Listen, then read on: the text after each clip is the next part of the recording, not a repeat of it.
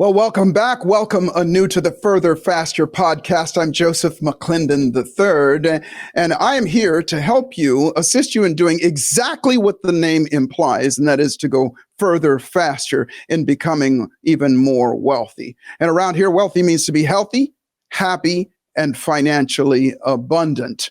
And we cover all of those areas. And today we're going to cover that area that, for a lot of us, self-included, is shrouded in, let's just say, a little bit of confusion, and that is the concept or the process of branding oneself. My guest today is Emily Ford. So grab a pad and paper, and we'll be right back. And you're going to not only learn about branding, but how to help yourself go further, faster in that area of your life. We'll be right back.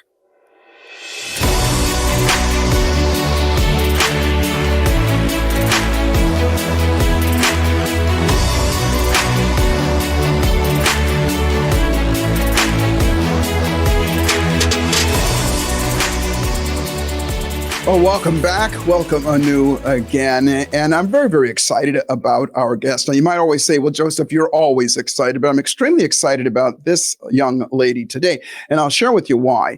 Because in my career, and my career has spanned over 40 years now, there's always been something that I've been aware of, and I think a lot of us are, and that is the concept of branding oneself and making ourselves special in the eyes and the ears of other people. And my guest today is Emily Ford, and she's a keynote speaker, an entrepreneur.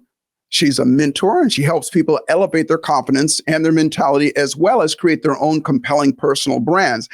And she's been featured on some of the biggest media and publications in the world. She's known as the It Girl for transformation. And Emily is the founder of the Fortitude Agency and has built business organizations with 150,000 plus active customers and consumers.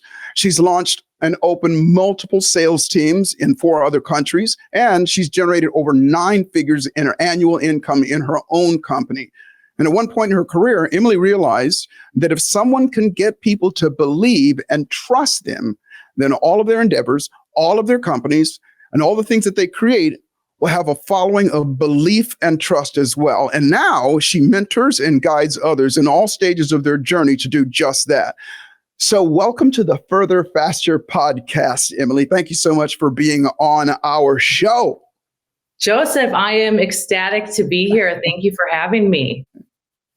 My pleasure, my pleasure, our pleasure, by the way. And we're going to jump into what you do and what you're such a powerhouse about here in just a second.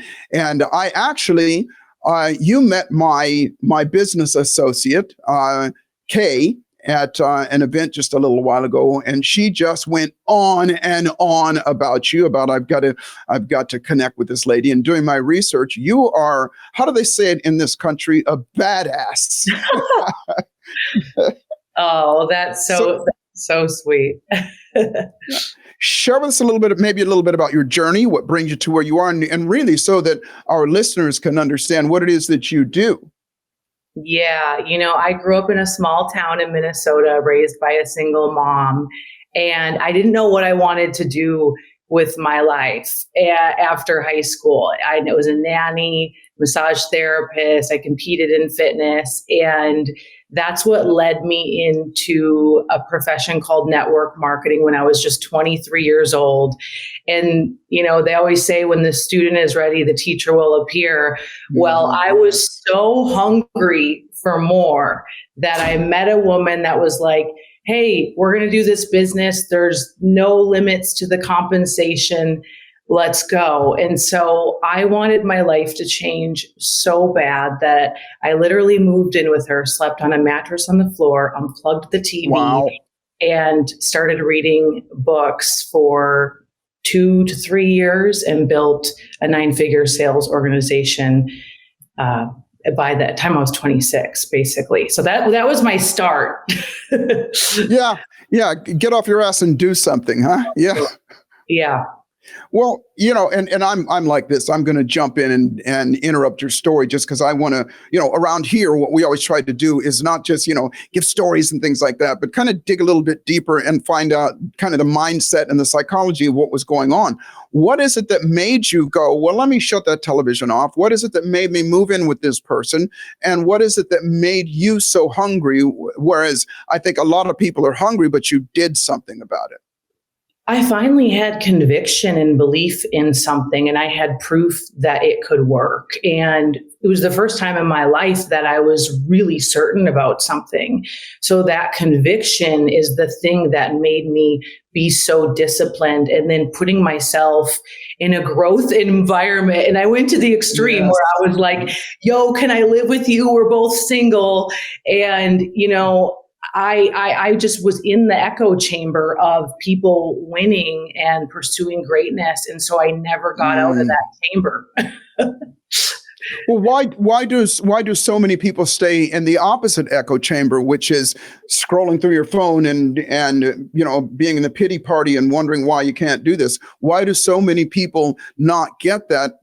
I think a lot of people have a hunger, but Emily, so many people subside or mitigate that hunger with comfort now, whether it's food, whether it's social media, whether it's things like that.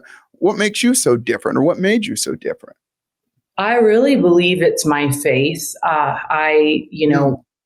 Since I was a really young girl, because I grew up in an abusive home, I had a strange connection to the light, and I've pursued my faith. Obviously, it grows and transcends over time, but I have learned to spend a lot of time alone with God in the quiet, and that's where I listen, I ask, I receive, and I'm really, really, really clear. I don't want to be like the rest of the masses out there. And with that quiet space that I've created, it has really allowed me and helps me stay on a path that God has for me and not the rest of the world. And so I built that mental fortitude, I believe, because my foundation is my faith and I practice it.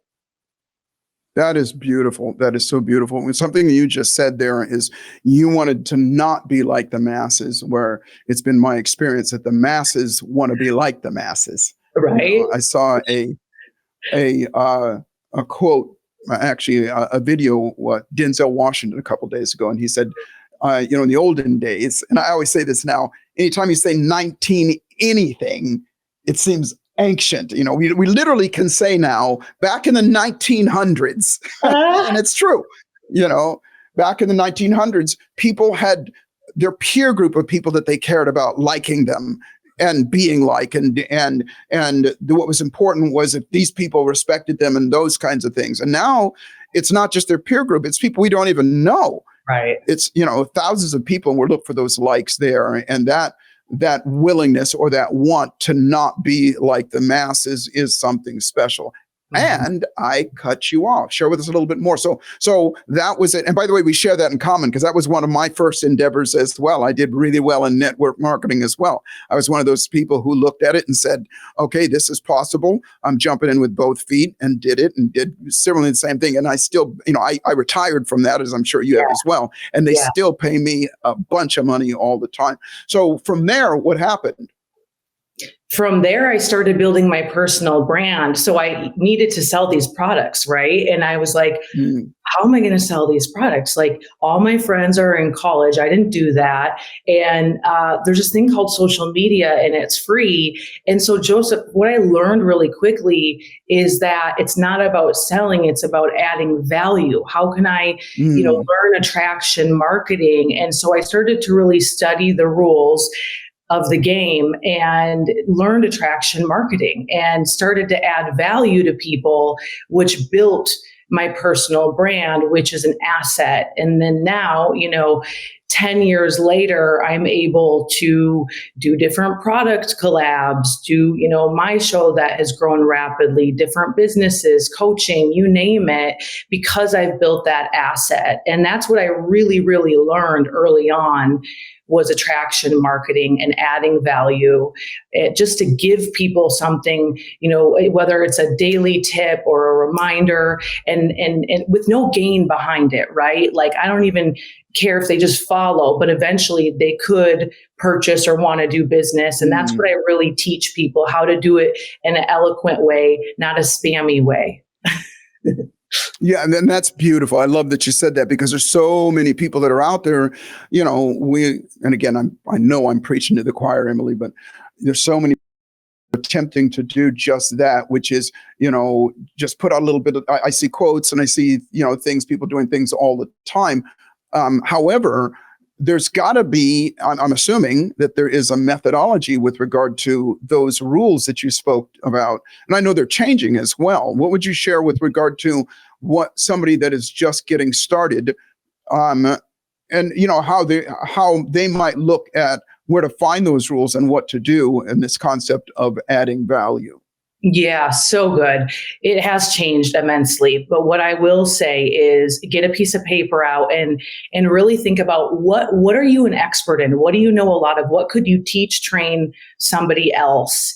Maybe it's a life experience, it's your profession, but write all that down and then circle the top 5. And that can be the start of your content. And that's what you can, add value to the world in. Now, 1 or 2 of around whatever it is you're selling, what you're about, and this can change and evolve over time. Now, I also believe, and I coach a lot of people that have built big companies and they never focused on personal brand. They've done great work. And what I try to teach all of them is that I believe, and this is my personal opinion, but the best brands have a level of authenticity, like, I'm going to tell you some of my scars. I'm going to share my heart. And then over here, they're an expert, and they oscillate between the two. And that's what really makes people know you and feel like you're human too. And that's what I pray to do, is just always tell the truth and tell people what I learn and give value. And that really seems to work. Well, yeah, you think, and you're doing that for other people as well. I like what you said, because there are a lot of people, self-included, quite honestly, that I have stumbled into a brand. There was nothing that I did. I shouldn't say deliberately. I have the same belief that you do in terms of faith and with regard to adding value. I do what I do because somebody did it for me years ago, and that's what I was raised in doing. And I think that a lot of people, I love what you said with regard, without being spammy, are doing things with the intention that if I do it, then I will get this from other people. Right. What would you say to helping people detach themselves from that type of protocol/belief? Yeah, first check your heart, and God knows the motive of your heart. And, I'm a competitive, ambitious woman, and every single day I have to check my heart and really ask myself, what is the reason behind what I am doing? And when you come from a place of service, the vibration, the frequency actually changes. Instead of being like, what am I going to get today? What clients am I going to get? How many signups am I going to get? It's like, no. What can I give? And think of that woman that's in her car and she's just broken down and maybe crying and can't get out of an abusive relationship. What if I help that one woman today with something I said? Would that be worth it? And it just changes your heart posture. And Joseph, I just believe there's a resonance to that, and your motives matter. And that's what I would say. Check your heart. Like, stop being so tight and restrictive, because that typically makes you boring anyway, right? Yeah. And people see through that. Yeah, and people feel through that as well, as far as I'm concerned. Yeah. Yes. I am a bit of a scientist, And well, first off, I'm going to start off by saying that I agree with you 1,000% with regard to the energy, with the resonance, with the vibration, and all that stuff. And you and I can talk all day about that. Yeah. And I'm also a scientist. I taught at UCLA for several years, and I taught to engineers. And those people are, let's just say, they were way smarter than I am.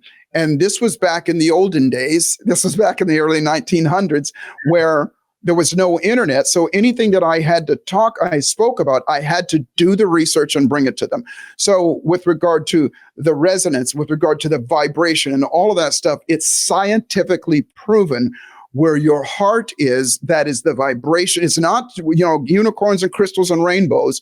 Where your heart is, and it influences what comes out of your mouth, but it also influences that energy that affects other people around as well. So I couldn't agree with you more with regard to, checking yourself. And and I always like to bring to the front process so that people can duplicate what they're hearing. And so I'm asking the process of asking yourself, how can I serve this person, the woman that's in the car, or what can I do? I'm asking, is that part of centering your heart? Is that something that you would say to somebody else to start the process of maybe daily doing that or whatever? What would you say with regard to giving them some sort of process that they could do to learn how to get out of their head and into their heart? Yeah, so good.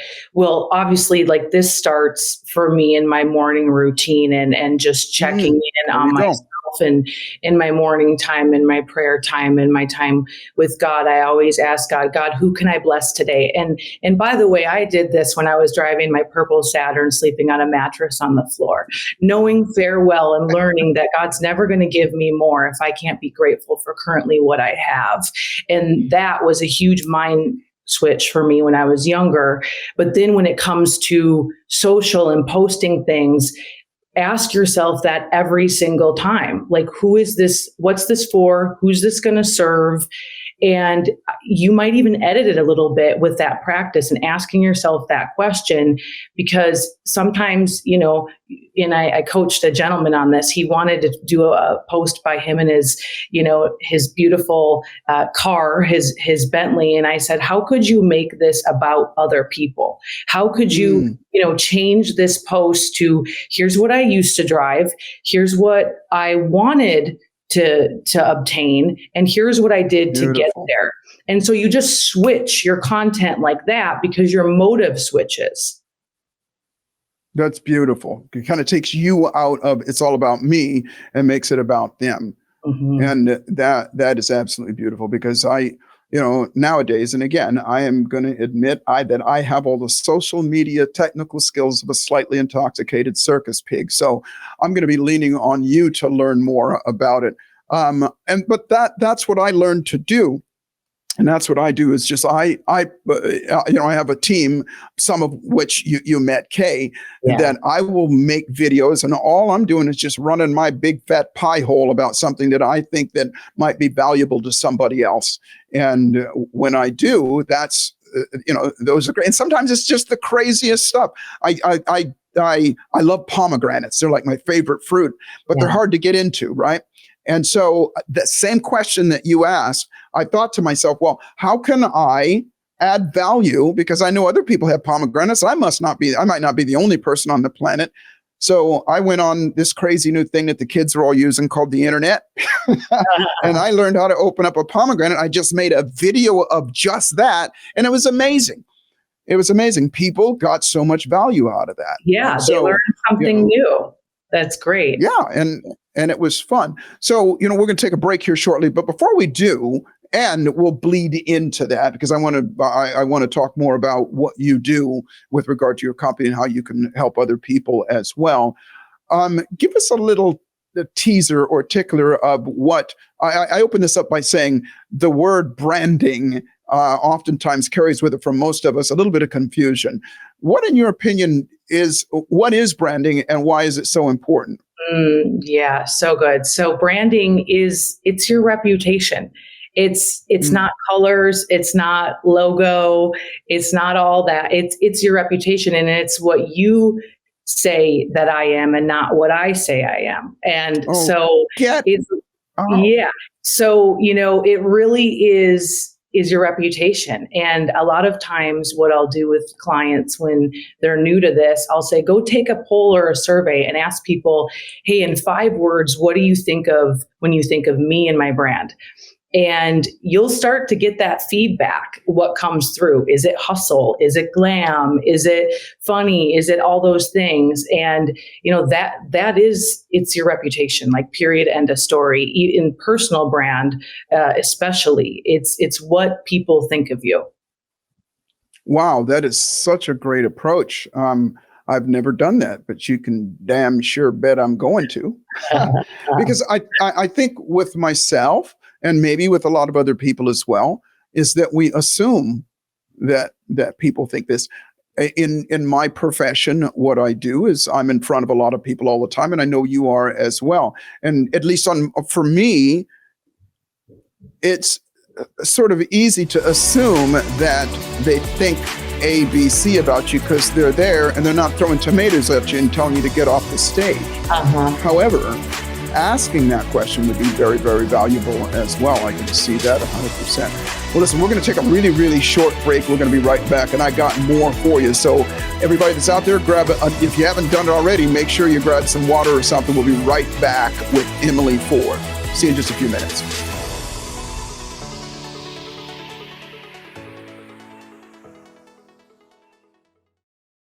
Hey, what's good? It's me, Joseph McClendon III, and let me get real with you just for a second. Now, you've probably heard me talk about this before, something that I call the thieves of our dreams. Procrastination, hesitation, fear of failure, fear of success, self-doubt, self-loathing, imposter syndrome, and fear of rejection. Well, let me ask you a question. What if you could not only retrain your brain and your nervous system to automatically default to your absolute best thoughts, emotions, and behaviors, but you could also do the same for others that are going through difficult times and challenges in their own lives and things that are stopping them from creating the life of their desires? Well, this is what I call neuroencoding. And at the risk of sounding arrogant, these are the same tools, methods, and strategies in neuroscience that I've used to operate in the upper 5% of all of my own businesses, especially as a coach, a speaker, and a presenter for the last 30 plus years. The Neuroencoding Institute provides you with the knowledge, the tools, and unmatched support to become a certified neuroencoding specialist and guide you to the life of wealthiness. And remember, wealthy means to be healthy, happy, and financially abundant. Go to neuroencoding.com to speak to an enrollment specialist today, and I look forward to serving you at the highest level. You're enjoying this episode on Angel Phoenix Productions Podcast Network. To explore a complete lineup of quality programs and media production services, head on over to angelphoenix.com or like our Facebook page at facebook.com/Angel Phoenix Productions.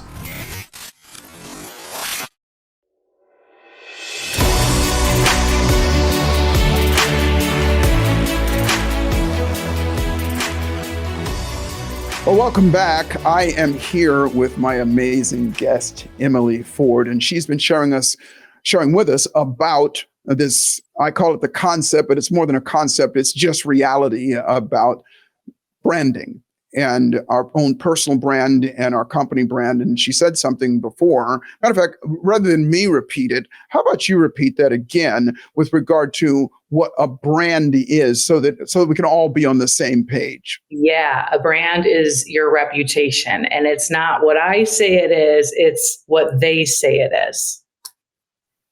Spectacular. I absolutely love it. And that's such an interesting way of looking at it, because it kind of it hits the nail right on the head with regard to how one might say, okay, well then if this is what people think of me, and again, I know I'm preaching to the choir, Emily, so correct me if I'm wrong. It gives us the opportunity to go, oh, well, if they're thinking of this of me and I don't like that, and that's not such a good thing, right? Maybe that's an area that I can work on. And or if they're thinking this about me that I never thought, well, they would think that of me, maybe I can enhance that. Is that pretty accurate?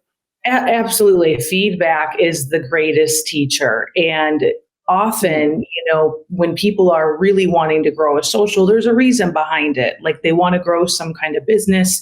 They believe so much in what they do.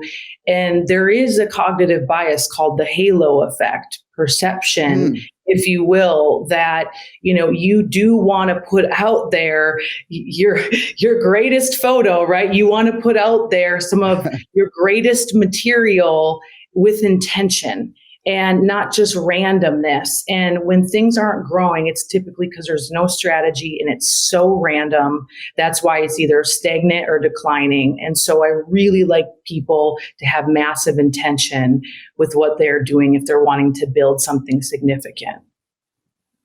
Do you see people that when you look at them, you immediately know what they need with regard in your business, from your business standpoint, what you do for others, that you immediately know, well, this is what this person needs to do, could, should, would do that would enhance them 1,000%? Yes. And one of the first key indicators is if I go to their page, do I know very quickly what they do and how they can help me? And is it clear? Or do they look like a hot mess? And I'm over here having to spend time like, what is this? I mean, they just lost a sale, lost a follow. And so straight away, we go back and usually I call it trimming the fat and clear things up. So that way they can be in the marketplace a lot louder and prouder. That's what makes you, I think the term is a badass. Again, it allows you to have that level of expertise. And we all need that. Yeah. You need somebody. I am such a huge proponent of going to people and letting them do what they do best. I know what I do best and stay in my lane. And if I want to grow, go to somebody who that's their expertise. And obviously this is yours. And I know you help people all over the world in doing that. And I'm going to get into just a little bit about how people can get involved with you should they do. And before we do though, because you talked about, we came from network marketing and then you started building your own brand. What happened after that? Show us a little bit about that journey. What brought you to where you are right now? Really being in rooms and building teams globally, I realized so much of this is psychology, belief, and I found myself, I just wanted people to win and believe in themselves. And I didn't care what it was. And I started training the profession of network marketing after doing well in my particular company. And my heart is for people. And so the more that I explored, the more I wanted to do. And I started to actually heal parts of myself that I hid for many, many, many years. And I started with that healing process, discovered more of who I really am. I'm a feminine woman. I hid all that for years because I grew up without a dad. I despised men for a while. Like I had a lot of trauma, Joseph. And so I started to heal.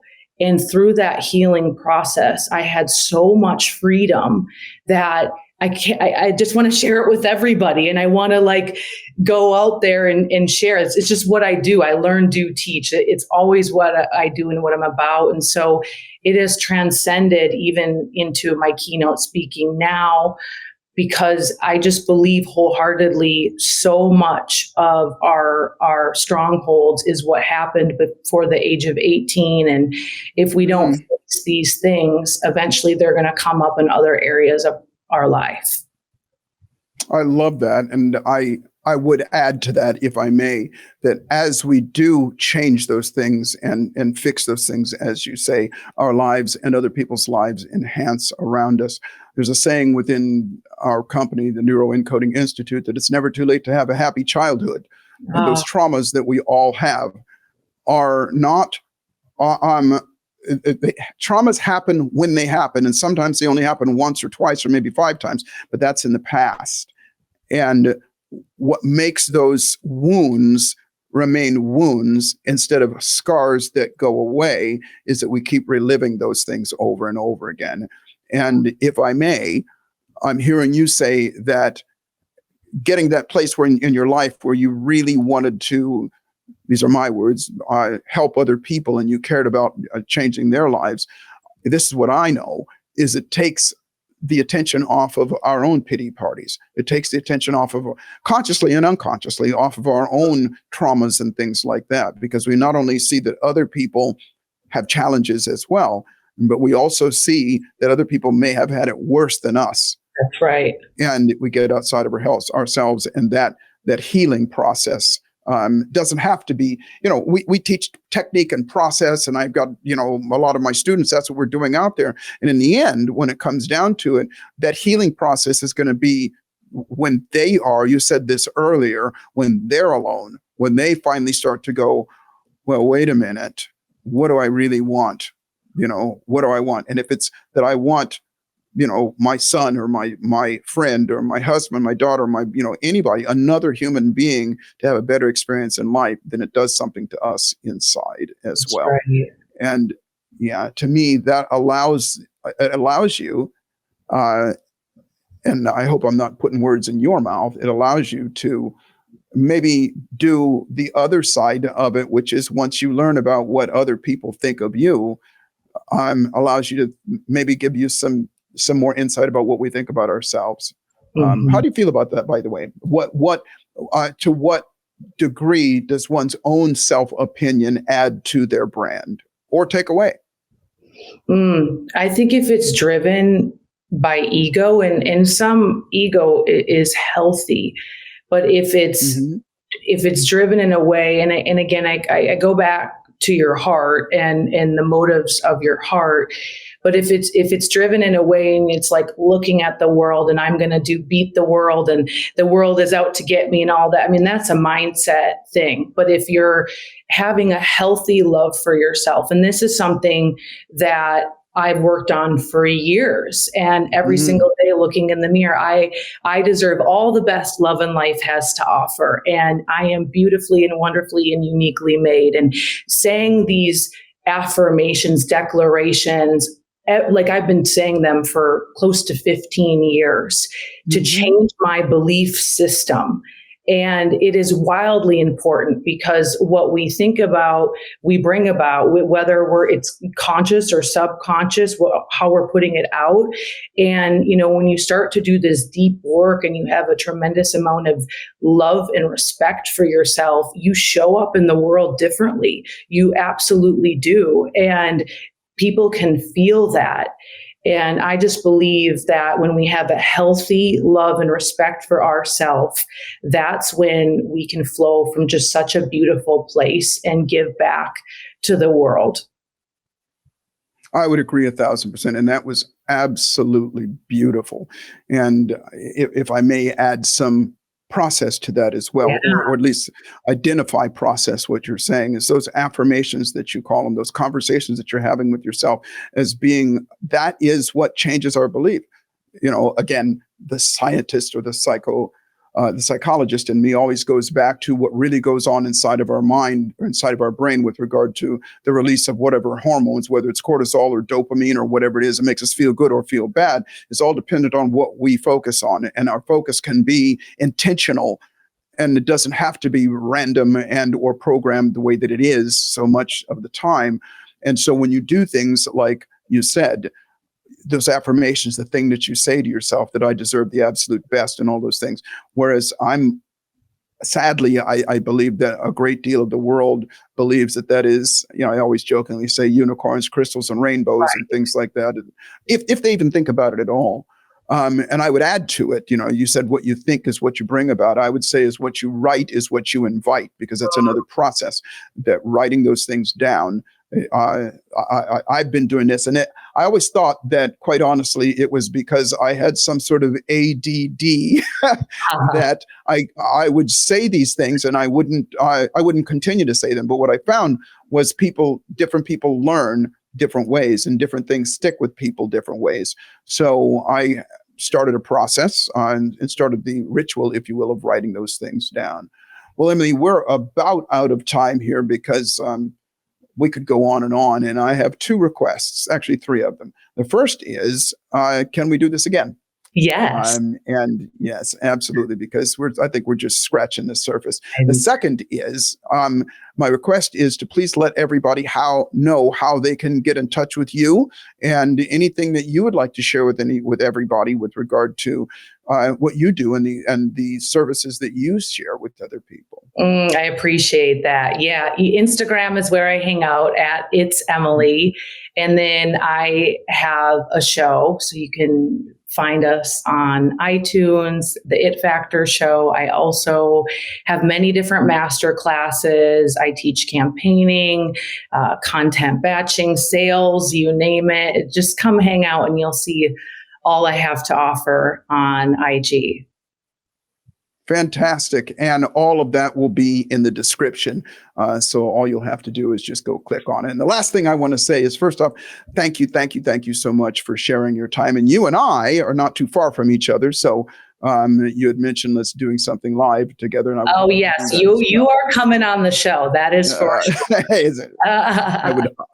I'd be absolutely honored to do so. So everybody listen, this amazing lady, please look her up, find her, Emily Ford, and find her, follow her, and allow her to show you how to step even further, faster in your life. And always remember that life is always exactly what we dare to make it, and fortune favors the bold.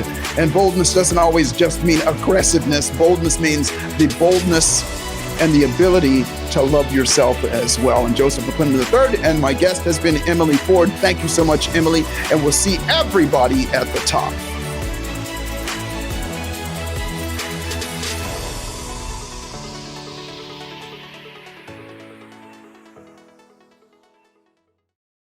This podcast was a production of Angel Phoenix Productions. Explore more episodes of this show or other great shows on the Angel Phoenix Podcast Network by visiting angelphoenix.com. The views expressed in this show do not necessarily represent those of Angel Phoenix Productions or its advertisers, and may contain language that's unsuitable for younger listeners.